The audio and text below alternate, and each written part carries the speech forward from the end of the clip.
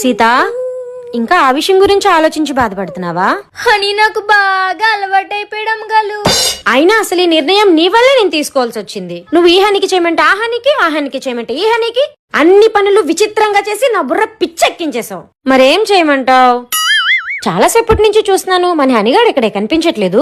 ఊరుకోండి అమ్మగారు, నేను మన హనీని తీసుకెళ్లిపోయాలని బాధపడుతుంటే మీ లేట్ కుక్క హనీ కోసం అడుగుతున్నాను. నేను అడుగుతుంది కుక్క హని కోసం కాదు, నా కొడుకు హని కోసం. హనీ ఇందకలేదో బండొత్త ఎక్కించమన్నాను కదా, అది ఎక్కించి పంపిస్తాను. ఇందాకొచ్చిన కుక్కల బండిలో మన హనీని ఎక్కించి పంపిస్తా. అమ్మగారు అమ్మగారు అమ్మగారు, వస్తే నీ పిచ్చికి పిండం పెట్ట, నిన్ను కోసి కారం పెట్ట, నీ కాళ్ళు విరిచి పొయ్యిలో పెట్ట. అమ్మగారు నన్ను తలవత్తితో గాని హనీని తీసుకెళ్లిపోతున్నాను. హనీ